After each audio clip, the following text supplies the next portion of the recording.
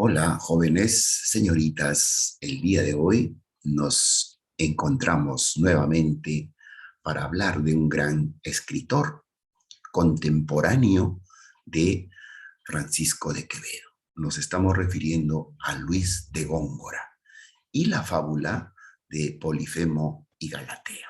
Muy bien, a ver, ¿de qué se trata?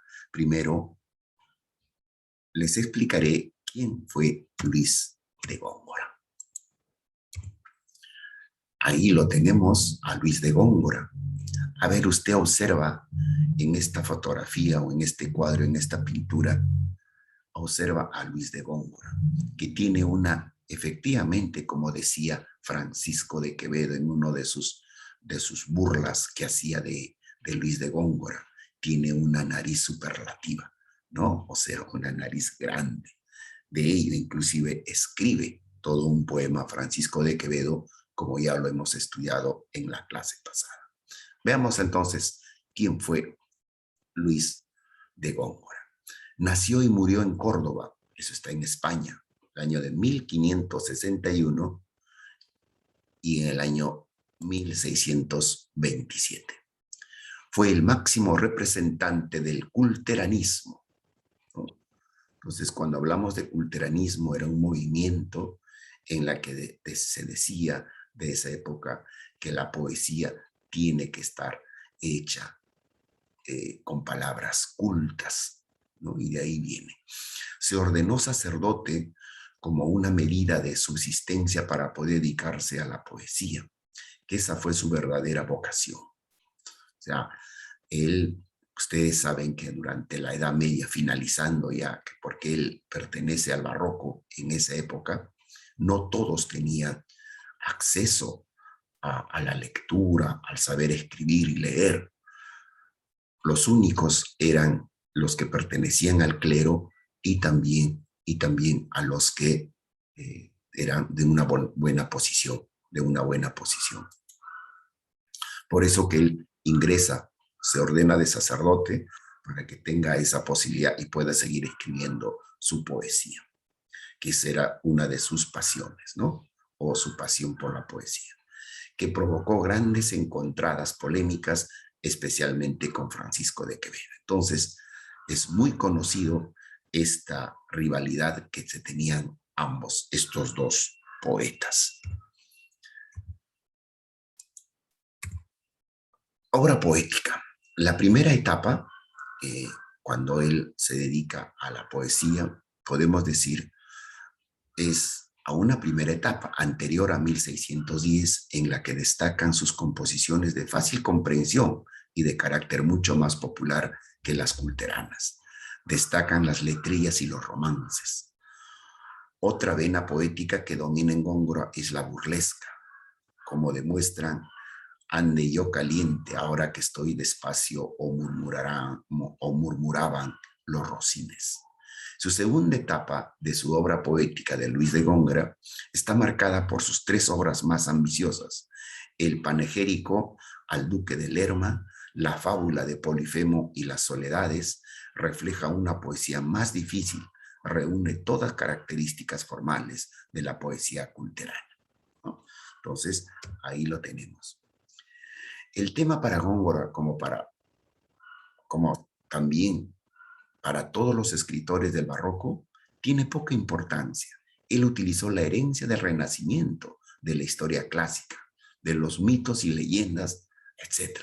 También los personajes les tomó de la historia, leyendas y mitología. Polifemo, Galatea, Píramo, Tisbe. El motivo frecuente en su poesía es Beatus Ille de Horacio y Carpe Diem. Utilizó la temática amorosa también. Dentro de ella hay mucho de lo convencional: el amor no correspondido, los celos, la descripción de los estados del ánimo de la persona enamorada. En su poesía aparecen también los temas satíricos y burlescos. Este tipo de temas se convierte en un instrumento eficaz para burlarse de los defectos y vicios humanos y de sus enemigos, ¿no? Mire, aprecien ello. Y ahora sí vamos entonces a hablarles sobre la obra de Luis de Góngora, la fábula de Polifemo, ¿no? y Galatea, la fábula de Polifemo y Galatea. Polifemo, ¿quién fue Polifemo? Un monte era de miembros eminente, este que de Neptuno hijo fiero, de un ojo ilustre el orbe de su frente, émulo case del mayor lucero, cíclope a quien el pino más valiente, bastón le obedecía tan ligero, y al grave peso junco tan delgado, que un día era bastón y otro callado. Miren chicos, así lo describe, con esta poesía lo describe Luis de Góngora a Polifemo. ¿Ah? Entonces, de esta forma lo describe. Galatea, ninfa hedora y fría, la más bella, adora, que vio nacer. ¿No? A ver, vamos entonces a ver la siguiente, ¿no? La estructura del texto. 63 octavas reales, 504 versos. Eso es lo que posee, es lo que tiene la estructura del texto. Polifemo, ahí está el gran Polifemo, que ya lo habíamos establecido, ya lo habíamos descrito, o cómo lo describe el gran Luis de Góngora. Y ahí está Galatea. ¿Cómo lo describe? A ver, Luis de Góngora. Ninfa, de Doris hija, la más bella, adora que vio el reino de la espuma. Galatea es su nombre.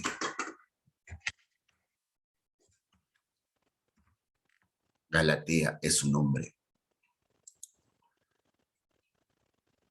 Y dulce en ella, el terno Venus de sus gracias suma, son una y otra luminosa estrella, lucientes ojos de su blanca pluma. Si roca de cristal no es de Neptuno, pavón de Venus es cisne de Juno. Así lo escribe el gran Luis de Góngora. El otro, ¿quién es Asís? Asís es el enamorado de Galatea, el novio, dice. Era Asís un venablo de Cupido, de un fauno, medio hombre, medio fiera, en Simetis, hermosa ninfa vido, gloria del mar, honor de su ribera, el bello imán, el ídolo dormido que acero sigue, idólatra venera, rico de cuanto el huerto ofrece pobre, rinden las vacas y fomenta el robre. El descubrimiento, ¿no? Entonces, ¿cómo lo descubre?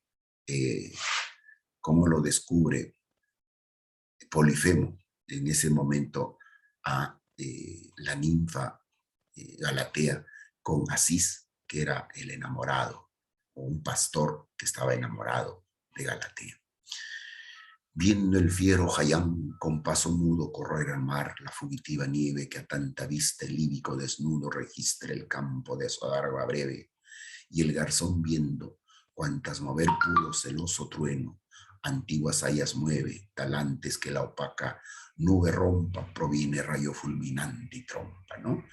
Entonces, como ya nos los había explicado en el video que hemos visto, Polifemo estaba pastando sus ovejas hasta que un día observó a la gran Galatea que salía del mar y quedó impresionado él porque era muy, muy hermosa y se enamora, pero sin saber que ella o que su corazón ya tenía dueño y era el gran Asís, era un pastor que estaba enamorado, ambos.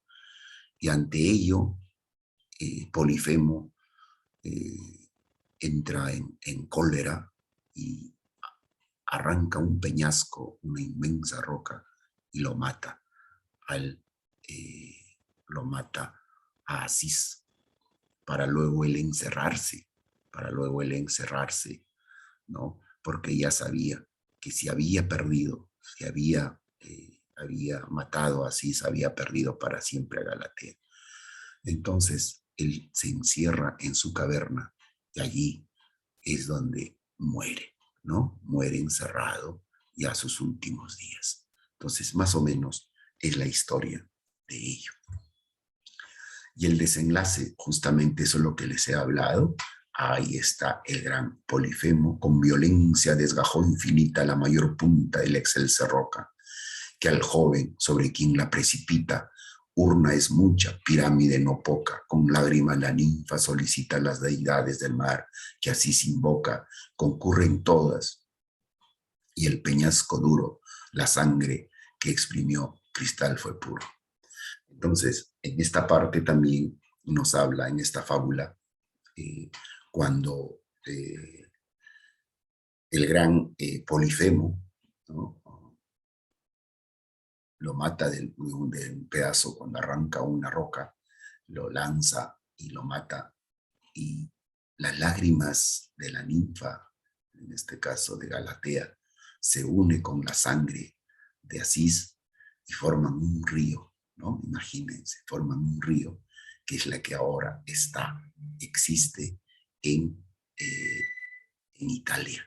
Pero esa es la leyenda, eso dice la leyenda, ¿no? Así dice que se ha formado este gran río, ¿no?, que está en Italia. Muy bien, la obra, podemos ya para ir finalizando, podemos decir que Galatea es una nereida que habitaba el mar que bordea la isla de Sicilia. Polifemo era un enorme cíclope que estaba enamorado de la joven y la sigue en silencio, pues no es correspondido, ya que está enamorada de Asís, hijo del dios Pan y una ninfa. Un día estaba Galatea con su amado cuando Polifemo los descubrió. El pobre Asís intentó huir, pero Polifemo lo aplastó con una enorme roca. Galatea, destrazada, acudió a su madre y ésta convirtió al joven en un río de límpidas aguas que llevó su mismo nombre. Entonces, estamos hablando de qué río, el río Asís, la que está en Italia. Muy bien,